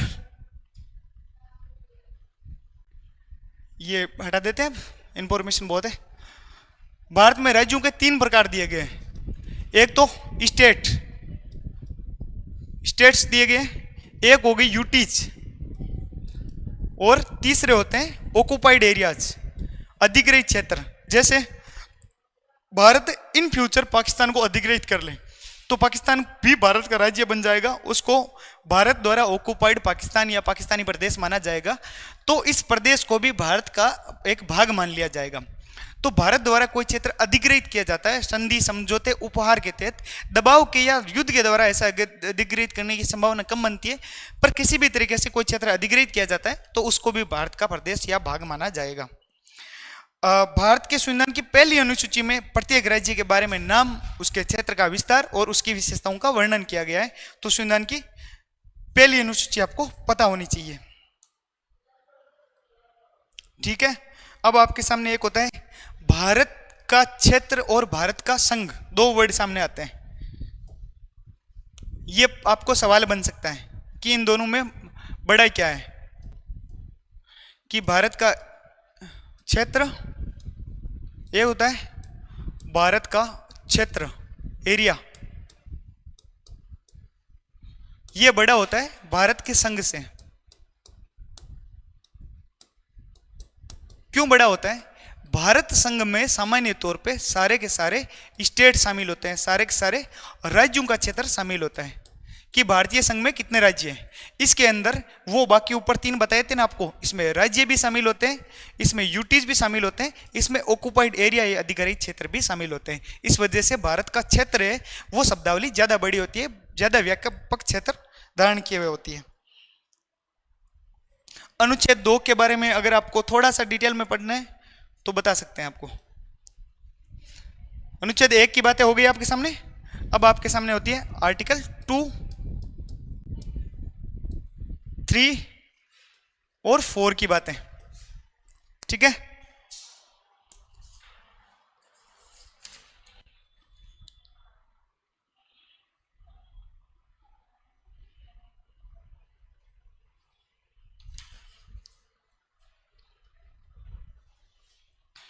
तो आपको ऊपर एक बात बताई थी मैंने, ये बात यहां क्या थे, यूटी थे, यहां पे ऑक्युपाइड एरियाज थे, यहां पे भारतीय संघ में सिर्फ राज्य थे। अगर किसी यूटी को किसी राज्य के रूप में शामिल किया जाता है तो किसके तहत शामिल किया जाता है? आर्टिकल 2 के तहत। ठीक है, ये सिंपल सी बात है, शॉर्ट में इतना याद रखना है कि किसी भी भारत के क्षेत्र के किसी प्रदेश को, भाग को भारत के संघ में शामिल करने की प्रक्रिया को अनुच्छेद 2 में वर्णित किया गया है। ठीक, अनुच्छेद 3 में क्या दिया गया है? तो अनुच्छेद 3 में यह बताया गया है भारत के संघ में कोई राज्य मौजूद है, उन राज्यों में कुछ परिवर्तन करना है। जैसे यहां पे राजस्थान है, और राजस्थान यहां पे एमपी है, और यहां इनके बीच विवादित क्षेत्र है, एमपी वाला क्षेत्र राजस्थान को देना है या राजस्थान का यह प्रदेश एमपी को देना है। तो यह प्रक्रिया किसके तहत होती? आर्टिकल 3 के तहत।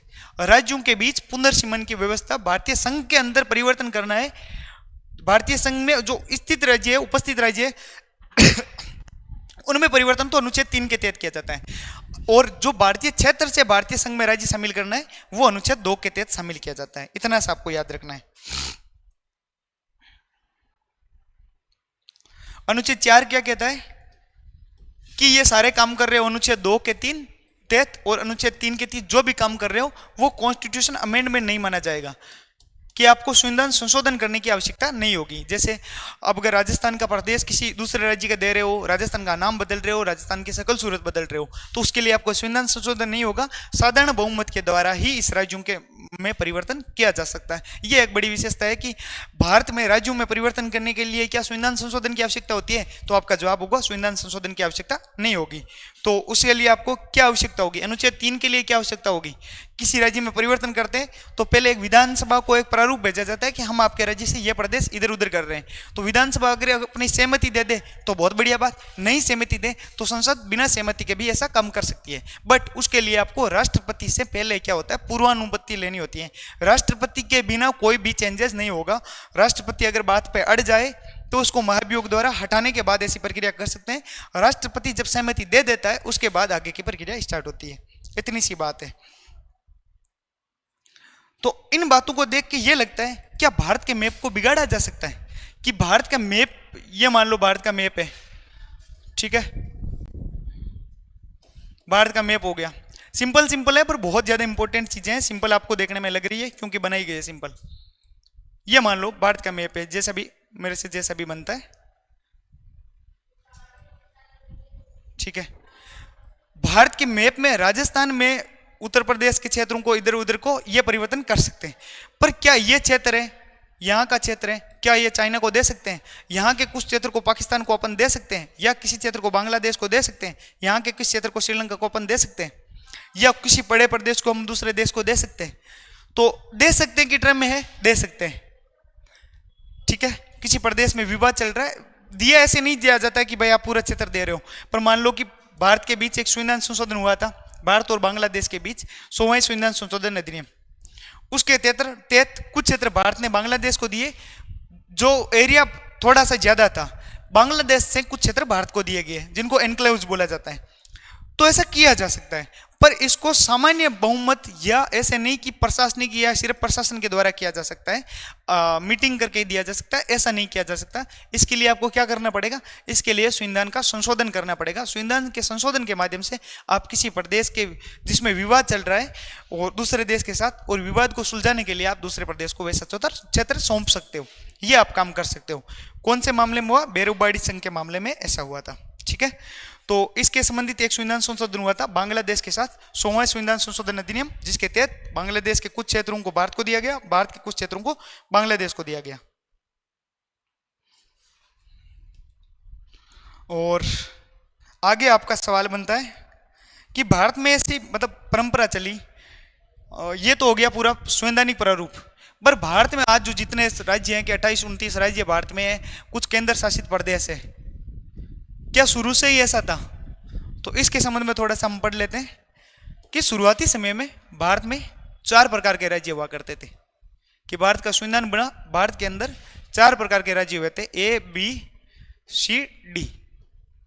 ठीक है, 4 प्रकार के राज्यों को 2 प्रकार के राज्यों में कैसे बनाया गया, तो इसका आंसर तो होगा फजल अली आयोग की सिफारिशों के अनुसार भारत में एक संविधान संशोधन हुआ, 7वां संविधान संशोधन अधिनियम 1956, 1955, 56 है शायद, 1956 के द्वारा।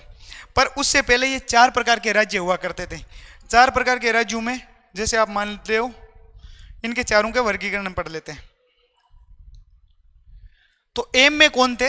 एम में राज्य में थे जहां गवर्नर का शासन था। ये भारत जब गुलाम था तो भारत में यहाँ पे गवर्नर का शासन होते थे, उनको ए प्रदेशों के रूप में शामिल किया जाता था। दूसरे में शाही शासन था, शाही शासन था, परंतु साथ में क्या था, विधानमंडल था, विधानमंडल या विधानसभा काम करती थी। 3 पे कौन से राज्य थे? 3 में चीफ कमिश्नर के स्टेट प्लस साथ में कुछ राज्य थे शाही शासन वाले, और 4 नंबर में यूटी जैसे राज्य थे जिनमें केंद्रीकृत प्रशासन था।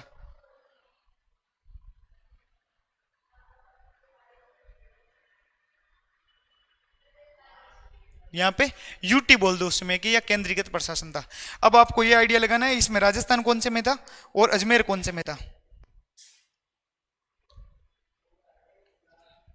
ठीक है, तो चीफ कमिश्नर के बारे में पढ़ते हो, तो अगर आपको आंसर मिल जाए तो ठीक है, वरना इसका आंसर इसमें तो था राजस्थान, क्योंकि राजस्थान में शाही शासन भी था पर राजस्थान में विधानसभा भी थी।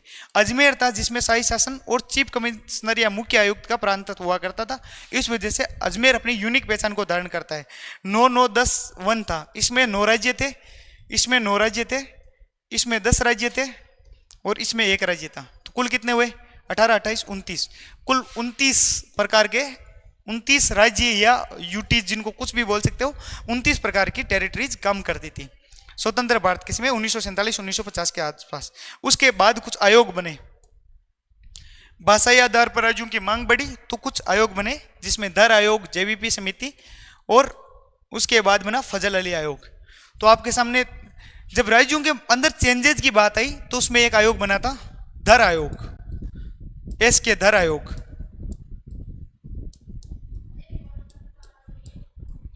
आपको सीरीज याद रखनी है। और उसके बाद जेवीपी समिति,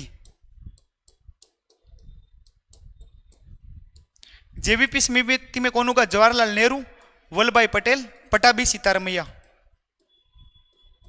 पट्टाभी सीतारामैया।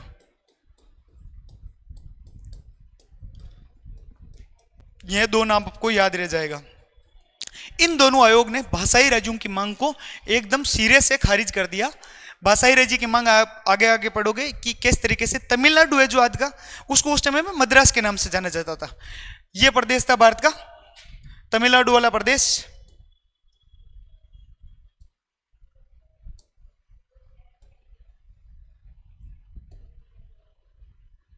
ये वाला एरिया था, ये उस समय में मद्रास के रूप में काम कर रहा था। तो तमिलनाडु में तमिल बोली जाती और ऊपर वाले आंध्र प्रदेश, जो आज का आंध्र प्रदेश और तेलंगाना है, वहां पे तेलुगु बोली जाती। तो इन बीच, दोनों के बीच संघर्ष हुआ और लंबे समय से संघर्ष चल रहा था कि हमें दो राज्यों में विभाजित कर दो, मद्रास बड़ा राज्य पड़ रहा है, हमारे अलग अलग अधिकार होने चाहिए। बट दर आयोग और जेवीपी समिति ने यह बोल दिया कि हम एक लंबे संघर्ष के बाद स्वतंत्र राष्ट्र के रूप में सामने आए, और अगर स्वतंत्र होते राष्ट्र में अगर हम भाषा के आधार पर राज्यों का गठन कर दिया तो हो सकता है कि पूरा का पूरा भारत विभाजित हो जाएगा, और विभाजित भारत होने से अच्छा है दो राज्य आपस में थोड़ा बहुत लोग मर रहे हैं, लड़ रहे हैं, या उनका कोई समाधान निकल रहा है तो ठीक बात है, वरना हम फोर्सफुली आपका इलाज करेंगे जब तक कि हमसे जितनी पॉसिबिलिटीज बनती है हम राज्यों का विभाजन नहीं होने देंगे। तो दर आयोग ने भी इसको मांग को पूरी तरीके से खारिज कर दिया था, इसके दर ने खारिज कर दिया था।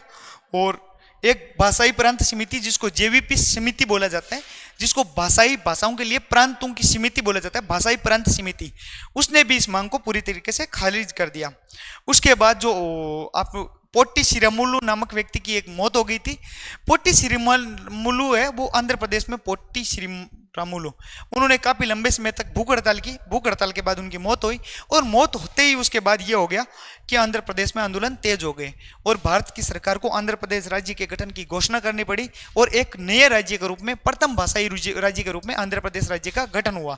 आंध्र प्रदेश राज्य के गठन के बाद सरकार ने यह सोचा कि बहुत सारे राज्यों में आंदोलन की मांग तेज हो रही है, और उस तेज मांग का सॉल्यूशन करने के लिए एक आयोग का गठन किया गया, जिसको बोला जाता है फजल अली आयोग। फजल अली आयोग, फजल अली आयोग 3 सदस्यीय आयोग था, ठीक है। इसमें 2 सदस्य था हदीनाथ कुंजरू, ठीक है। अन्य 2 सदस्य कौन थे? 2 सदस्य होंगे के एम पणिकर, आपको याद रखना है के एम पणिकर, और एक थे हृदयनाथ कुंजरू, एच एन कुंजरू, ठीक है। तो 2 सदस्य अन्य थे। इस आयोग को भाषाई आयोग के नाम दे दो आप। इसके बाद भारत की संरचना में, भौगोलिक, राजनीतिक, आर्थिक संरचना में व्यापक परिवर्तन हुए और एक विस्तृत रूप से राज्यों के रूप में विभाजन होना आरंभ हुआ। इस आयोग की सिफारिशों के आधार पर एक संविधान संशोधन अधिनियम आया, जिसको बोला जाता है 7वां संविधान संशोधन अधिनियम।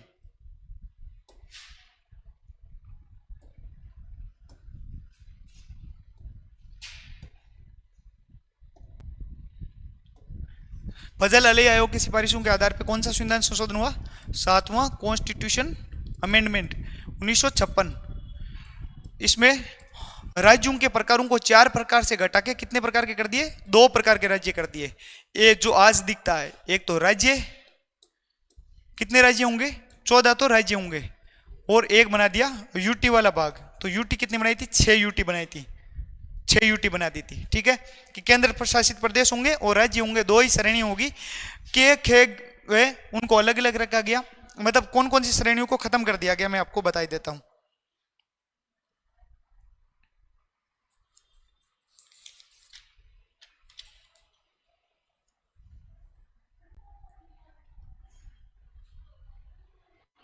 जो आप श्रेणी पढ़ते हो ऊपर, कि इन दोनों श्रेणियों को आपस में मिला दिया गया, ए और बी को आपस में मिला दिया गया, ठीक है। कि गवर्नर वाली और शाही विधानमंडल वाली श्रेणी को आपस में मिला दिया गया और राज्य नाम दे दिया गया। सी वाली श्रेणी को खत्म कर दिया गया, कोई शासन होगा, और चीफ कमिश्नर या मुख्य आयुक्त का प्रांत, ऐसा कोई प्रांत नहीं होगा, क्योंकि ये अंग्रेज चलाते थे, इसलिए यह प्रांत नहीं होगा। डी भाग को यथावत रखा गया और इसको नाम यूटी दे दिया गया। तो ये खत्म हो गया, इनका एक बन गया और ये एक बन गया, ठीक है। तो 2 प्रकार के राज्य बन गए। क्लियर? हिसाब क्लियर आपका?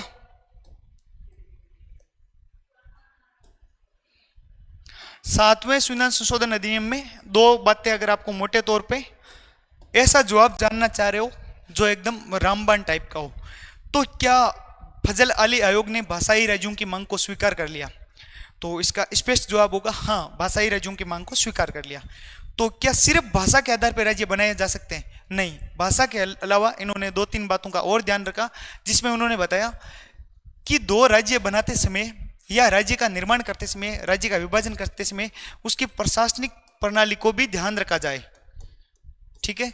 ऐसा नहीं है कि राज्य निकम्मा टाइप का हो, उसका राष्ट्रपति या उसका मुख्यमंत्री बनाया जाए, उसका राज्यपाल बनाया जाए, वहाँ के लोग ऐसे हो जो जस्ट लाइक ऐसा बोल दो अभी कौन से राज्य में निकम्मा मुख्यमंत्री हो, उसको राज्य का मुख्यमंत्री बनाने का वो दावा पेश कर रहा हो और उसका प्रशासन एकदम लीचड़ टाइप का हो, तो ऐसा प्रशासन नहीं बनाना है। दूसरा, वित्तीय प्रकार से कोई राज्य एकदम गरीब हो, वित्तीय स्थिति के मामले में राज्य का कोई वर्ग आंदोलन कर रहा हो बट उसको होश ही नहीं है कि राज्य चलेगा कैसे, तो गरीब बड़ा राज्य नहीं बनाना है। वित्तीय स्थिति को ध्यान रखना है। पुअरिटी के आधार पे आप किसी राज्य को ऐसे बेसहारा नहीं छोड़ सकते, ये भी आपको ध्यान रखना जाना चाहिए। और देश की एकता और अखंडता का ध्यान रखा जाए, सांस्कृतिक विशेषताओं का भी ध्यान रखा जाए।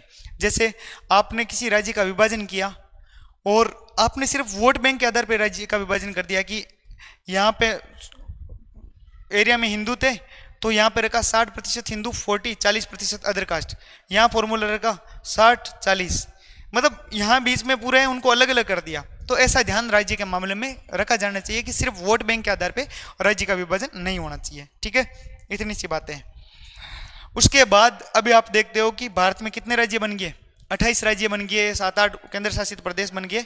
तो ये जर्नी कैसे स्टार्ट हुई?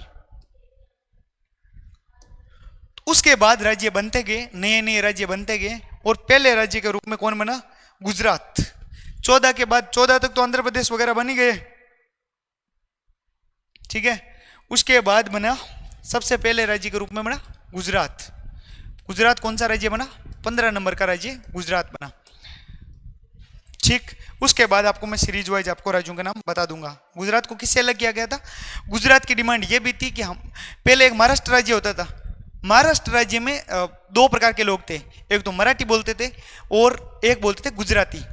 महाराष्ट्र दरअसल आज का जो आज का जो गोवा पड़ते हो वो उस समय महाराष्ट्र का हिस्सा माना जाता था। गोवा उस समय महाराष्ट्र का हिस्सा ही था और गोवा के पास महाराष्ट्र के ही कानून नियम विनियम चलते थे। तो गोवा में कुछ आंदोलन हो रहे थे और नॉर्थ में गुजरात में आंदोलन हो रहे कि हमें भी गुजराती भाषी क्षेत्र को अलग कर देना चाहिए। तो गुजरात वालों की उस समय चलती थी, तो 15वें राज्य के रूप में गुजरात का गठन कर दिया गया। 20 में कुछ केंद्र शासित प्रदेश बने गए और उसके बाद बनाया गया हरियाणा, चंडीगढ़ और हिमाचल प्रदेश। पहले एक हरियाणा, हिमाचल प्रदेश थे, ये एक पंजाब राज्य का पार्ट थे। तो 16वें राज्य के रूप में पंजाब से हरियाणा को अलग कर दिया गया। हिंदी भाषी प्रदेश को पंजाबी भाषी प्रदेश से अलग करके हरियाणा राज्य का 16वें राज्य के रूप में गठन कर दिया गया। ठीक है, साथ में चंडीगढ़ और हिमाचल प्रदेश को यूटी का दर्जा दिया गया। ठीक है, उसके बाद राज्य बनाया गया मणिपुर, त्रिपुरा, मेघालय। नॉर्थ ईस्ट के राज्यों को 17, 18, 19 के रूप में कर सकते हो आप। मणिपुर, त्रिपुरा और मेघालय, ये 3 राज्य उसके बाद 17, 18, 19 के रूप में नहीं, उससे पहले 18, इसके बाद 17, 16 कितना हो गया? नहीं, रुको। गुजरात के बाद राज्य बनाया गया था नागालैंड। नागालैंड उस समय असम का भाग था और उसको अलग करके नागालैंड बनाया गया। 17 राज्य के रूप में हरियाणा बना दिया गया। 18वें राज्य के रूप में पहले हिमाचल प्रदेश को यूटी बनाया गया, उसके बाद हिमाचल प्रदेश को राज्य बनाया गया। जब हिमाचल प्रदेश को राज्य बनाया गया था वो बात ठीक थी कि उसके साथ यूटी बनाए गए थे हिमाचल प्रदेश और चंडीगढ़, पर थोड़े समय बाद हिमाचल प्रदेश को राज्य बना दिया गया। पर 19, 20 और 21 के रूप में क्या राज्य बना दिए गए? मणिपुर, त्रिपुरा और मेघालय। 22वें राज्य के रूप में क्या बनाया गया? तो सिक्किम के बारे में मैंने एक प्रॉपर वीडियो डाल रखा है कि सिक्किम को किस तरीके से भारत में विलय किया गया। उसके बाद 23, 24 और 25 के रूप में कौन कौन से राज्य हुए? तो आपको याद रखने मिजोरम, अरुणाचल प्रदेश और गोवा। मिजोरम राज्य है उसको मणिपुर से अलग कर दिया गया। अरुणाचल प्रदेश है उसको असम से अलग कर दिया गया, कुछ प्रदेश नागालैंड से लिए गए और उसके बाद गोवा को यूटी से राज्य का दर्जा दे दिया गया। पहले यूटी बनाया गया था, उसके बाद 26, 27, 28 वाले राज्य सबको पता होते हैं कि मध्य प्रदेश से अलग करके छत्तीसगढ़ बनाया गया, झारखंड से अलग करके झारखंड को बिहार से अलग किया गया, उत्तराखंड को उत्तर प्रदेश से अलग कर दिया गया। तो कौन से राज्य बनाए गए? छत्तीसगढ़, उत्तराखंड और छत्तीसगढ़ को बना दिया गया, उसके बाद उत्तराखंड बना दिया गया, उसके बाद झारखंड बना दिया गया। झारखंड को किससे अलग किया गया? गोवा से अलग किया गया। उत्तराखंड को उत्तर प्रदेश से अलग किया गया। छत्तीसगढ़ को मध्य प्रदेश से अलग किया गया। जिस राज्य की सीमा टच होती है उन राज्यों को याद कर लेना है। उसके बाद 29वें के रूप में क्या हुआ? एक राज्य था मान लो कि थोड़े समय के लिए ऐसे मान सकते हो कि परिवर्तन किस राज्य में हुआ, तो वो था जम्मू कश्मीर राज्य था। उसमें अभी आप पढ़ते हो 2020 का अधिनियम के माध्यम से, और राज्य वो पहले से विद्यमान था, उसमें जम्मू राज्य को यूटी के साथ रखा गया, और जम्मू कश्मीर राज्य विधानसभा के विधानमंडल के साथ वाले राज्य के रूप में घोषित कर दिया गया। लद्दाख को यूटी के रूप में परिभाषित किया गया।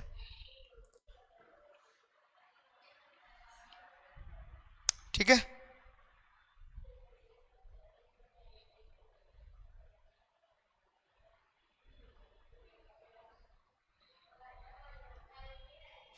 कुछ राज्यों के नाम परिवर्तन किए गए, बस इतनी सी बातें आपको याद रखनी है। राज्यों वाला चैप्टर भी आपका हो गया। इसमें इतनी चीजें, ये राज्यों की सीरीज आप याद रख सको तो बहुत बढ़िया है। अगर आपको याद रह जाए तो थोड़ा सा कुछ कॉन्सेप्ट बना लेना, वो नहीं याद रहे तो फिर उसका इलाज तो क्या ही हो सकता है, कोशिश करना याद रह जाए। उसके बाद आती है नागरिकता, सिटीजनशिप, कि भारत के कुछ लोग नागरिक होंगे, वो किस तरीके से नागरिक होंगे उसके बारे में बताया गया है। ठीक है, भारत में एकल नागरिकता का प्रावधान दिया गया है कि भारत में क्या हो सकते हैं, एक नागरिकता होती है। वो किसकी नागरिकता होती है, वो किसी देश की नागरिकता हो सकती है। किसी राज्य के रूप में भारत में नागरिकता सामान्य तौर पे क्या किसी भी तौर पे नहीं दी जाती।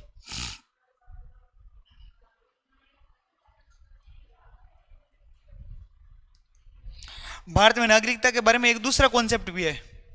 आप सीए के बारे में पढ़ते हो, सिंपल शब्दों में आपको नागरिकता की दो बातें बताता हूं। एक पढ़ते हो कॉन्स्टिट्यूशन के बारे में।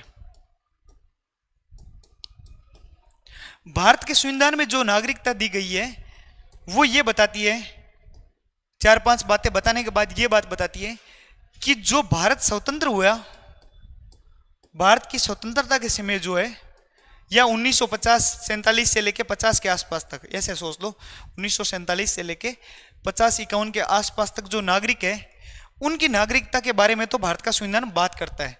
उसके बाद भारत के संविधान ने क्या बोला है कि आगे की नागरिकता के बारे में कौन देखेगा, वो देखेगी पार्लियामेंट, कि आगे भारत के नागरिक कौन होंगे, उसके बारे में डिसीजन कौन लेगा, भारत की संसद डिसीजन लेगी, और संसद के द्वारा नागरिकता संशोधन अधिनियम बनाया जाता है। शुरुआती तौर में नागरिकता अधिनियम बना था, उसके बाद में धीरे धीरे उसमें संशोधन होते गए, और नागरिकता संशोधन अधिनियम सिटीजनशिप अमेंडमेंट एक्ट, नागरिकता संशोधन अधिनियम, जिसको सीए आप पढ़ते हो, उसमें बार बार परिवर्तन होते गए। और अभी नागरिकता के मामले में पावर किसके पास है, तो वो पावर है संसद के पास। बेसिक बात तो ये हो गई। अनुच्छेद 5, 6, 7, 8 है, उसमें बहुत ज्यादा आपको डीप जाने की जरूरत नहीं है, क्योंकि अभी काम का नहीं है, ये लॉन्ग टर्म में आपको काम की चीजें है।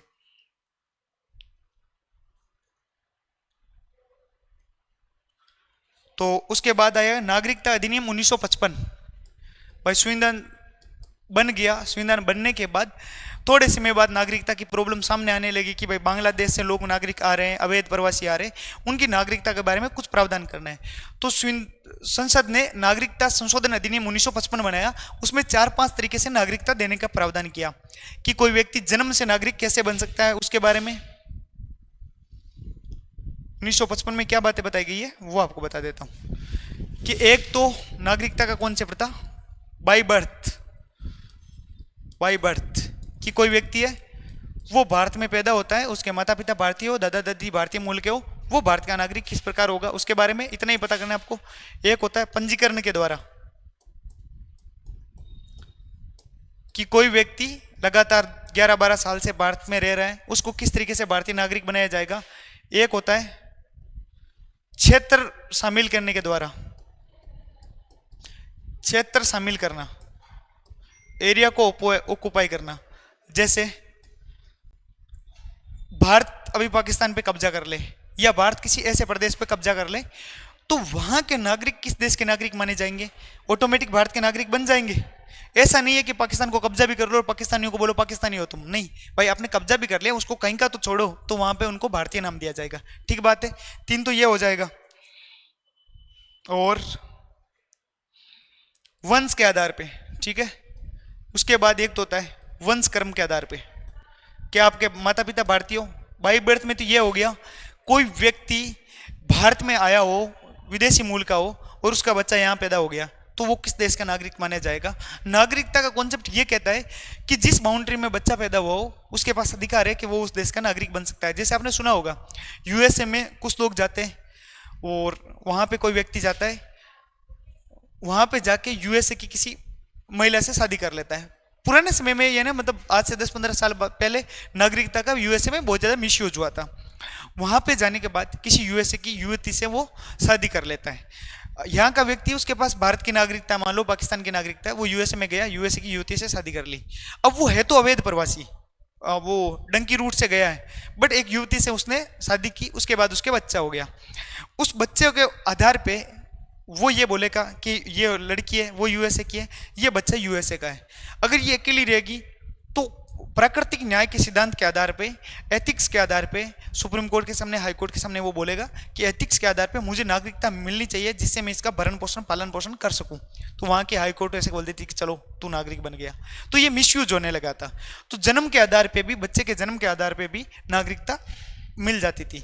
वंश क्रम के आधार पे आपके माता पिता, दादा दादी अगर किसी देश के नागरिक हो तो ऐसे देश के नागरिकों को वहाँ पे बच्चे को नागरिकता ऑटोमेटिक मिल जाती है।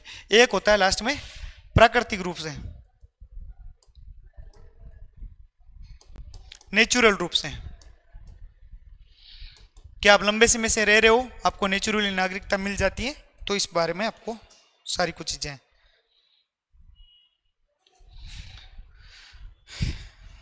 तो ये सारी नागरिकता के बारे में बातें हैं।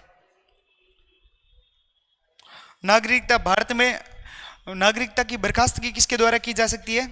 तो भारत में नागरिकता हटाई कैसे जा सकती है? क्या किसी व्यक्ति को भारत के नागरिकता से वंचित किया जा सकता है? तो हाँ, किया जा सकता है। भारत की संसद कानून द्वारा किसी व्यक्ति को भारतीय नागरिक उससे हटा सकती है अगर वो किसी अन्य देश की नागरिकता धारण कर लेता है। एग्जाम्पल, अक्षय कुमार। अक्षय कुमार ने जॉब के चक्कर में कनाडा की नागरिकता धारण की। तो जॉब के चक्कर में या किसी भी वजह से कोई व्यक्ति की भारत की नागरिकता का छोड़ता है तो उस नागरिकता को, उस व्यक्ति को भारत की नागरिकता को छोड़ना ही पड़ेगा। Akshay Kumar is the best example. Akshay Kumar की नागरिकता के बारे में आप सुन सकते हो कि जब जैसे ही उन्होंने यूएसए की, कनाडा की नागरिकता ग्रहण की, देन उसकी नागरिकता भारत के मामले में समाप्त हो गई थी। तो आप उसके बारे में समझ सकते हो, ठीक है।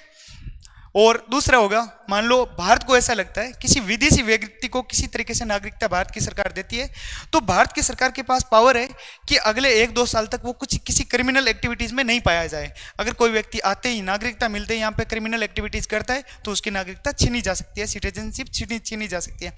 भारत के मामले में अक्सर ये देखने को मिलता है कि भारत ने किसी देश की नागरिकता या नागरिकों को नागरिकता छीनी नहीं है। और अवैध प्रवास मान लो, एथिकल मोरलिटी या मोरलिटी के बेस पे भारत की जो नागरिकता का प्रावधान है वो बहुत ही ज्यादा इजी है। भारत ने किसी भी देश के अवैध प्रवासियों को अभी तक सामान्य तौर पे बाहर नहीं निकाला है, जैसा यूएसए और बाकी यूरोपीय देश करते हैं। तो आप एक कॉन्सेप्ट ये जान सकते हो कि by birth, by registration, by naturality किसी भी तरीके से भारत की नागरिकता है वो बाकी देशों के मुकाबले या यूरोप के किसी लोकतांत्रिक देश के मुकाबले बहुत अच्छी तरीके से ग्रो कर रही है या एथिकल वैल्यूज को धारण करती है। यह बात आप समझ सकते हो। एकल नागरिकता के बारे में मैंने आपको बता दिया। भारत में कोई व्यक्ति सिर्फ भारत का नागरिक हो सकता है।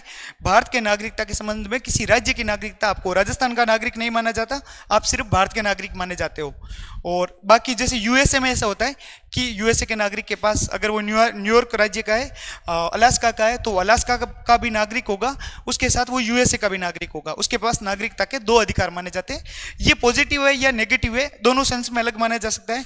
जब देश यूनाइटेड की अवधारणा या कॉन्सेप्ट ध्यान में रखता हो कि आपको अविभक्त होना है, यूनाइटेड रहना है, संघ के मामले में रहना है, यूनियन ऑफ स्टेट्स के रूप में रहना है, देन आपकी नागरिकता एकल होनी चाहिए। जब आप संयुक्त राज्य की बात करते हो जिसमें बहुत सारे राज्य मिलकर एक देश का निर्माण करते हैं, देन वहाँ पे 2 नागरिकता या द्वैध नागरिकता का कॉन्सेप्ट पाया जाता है। नागरिकता के बारे में शायद इससे बाहर कोई सवाल मेरी नज़र में तो बनने की संभावना नहीं है। अब आरपीएससी की तो कम से कम संभावना नहीं है, आरपीएससी का कोई एग्जाम ले लो तो इसमें इससे बाहर शायद नहीं आ सकता।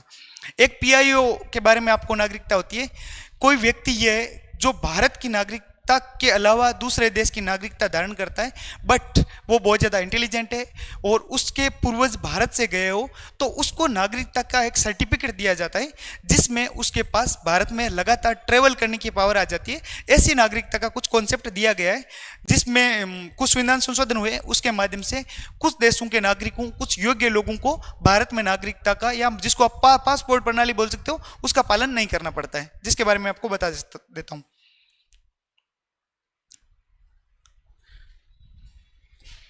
ओसीआई पढ़ते हो आप, विदेशी नागरिकता, विदेशी भारतीय नागरिकता, ओसीआई।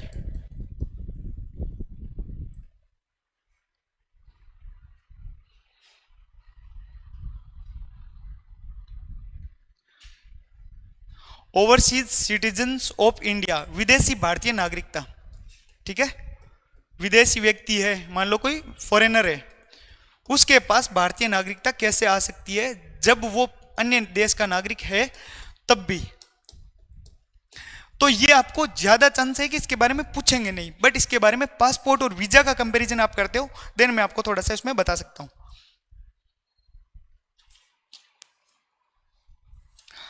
आपको एक कॉन्सेप्ट पता होना चाहिए, एक होता है वीजा, एक होता है पासपोर्ट। वीजा, एक होता है पासपोर्ट। आपको विदेश जाना होता है तो आप क्या करते हो?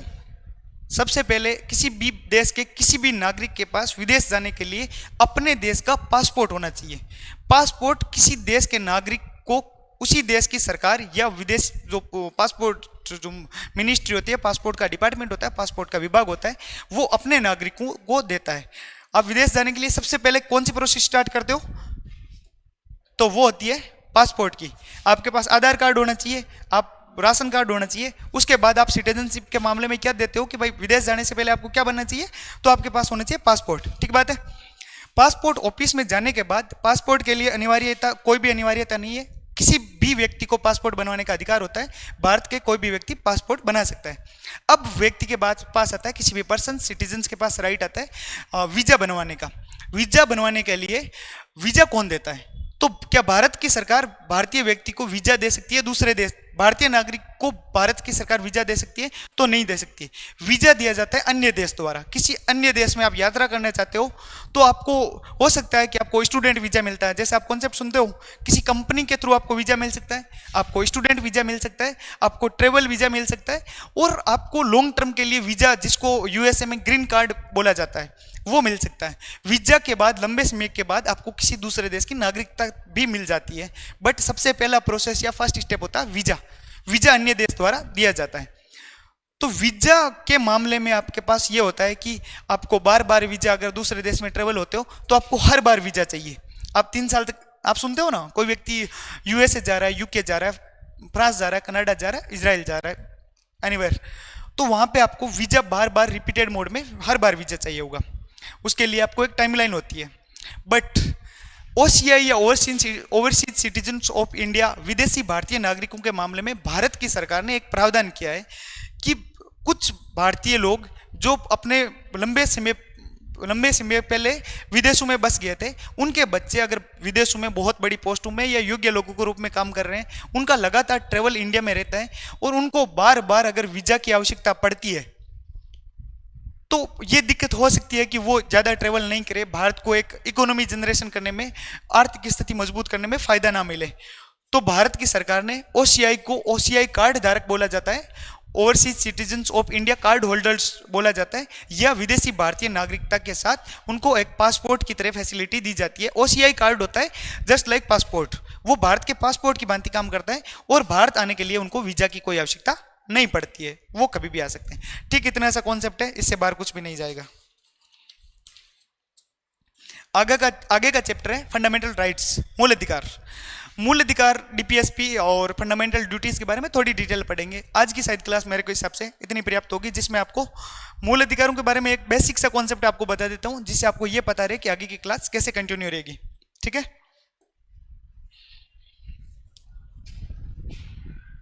फंडामेंटल राइट्स, फंडामेंटल राइट्स का कॉन्सेप्ट दुनिया में कहां से प्रारंभ हुआ, दुनिया का तो पता नहीं, लोकतांत्रिक प्रणाली में यूएसए से आरंभ हुआ था।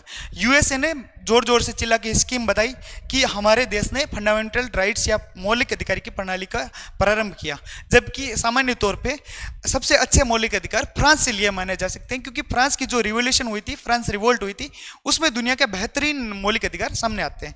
उसके बाद प्रोसेस होती है कि भारत के संविधान में मौलिक अधिकारों के बारे में अनुच्छेद 12 से लेके अनुच्छेद 35 तक प्रावधान दिया गया है। अनुच्छेद 12 में कुछ परिभाषाएं दी गई है, अनुच्छेद 13 में कुछ अलग दिया गया है, राज्य के बारे में, मूल अधिकारों के बारे में, विनियमों के बारे में परिभाषा दी गई है। अनुच्छेद 14 से लेके 35 तक मूल अधिकारों का मोटा मोटा खाका दिया गया है। उसमें भी 35(2) वाली लिमिट आ जाती है। 33(4) और 5 में कुछ बेसिक बातें दी गई है, उसके बारे में हम बात करेंगे। समता के मूल अधिकार से लेके हम पढ़ेंगे 31 का जो प्रॉपर्टी, राइट टू प्रॉपर्टी या संपत्ति के मूल अधिकार के बारे में हम बात करेंगे, ठीक है। उसके बाद आता है डीपीएसपी के बारे में भी अनुच्छेद 36 से लेके अनुच्छेद 51 के बारे में हम बात करेंगे। 51A के बारे में फंडामेंटल ड्यूटीज के बारे में बात करेंगे। उसके बाद आता है पार्लियामेंट का चैप्टर, तो अनुच्छेद 52 से पार्लियामेंट का चैप्टर स्टार्ट होता है। उसके बारे में हम वन शॉट रिवीजन, जिसमें एक्सपेक्टेड क्वेश्चन, संभावित क्वेश्चनों के बारे में बात की जा सकती है। ओके, क्लास के अंत तक बने रहने के लिए आपका बहुत बहुत धन्यवाद। मस्त रहो, खुश रहो।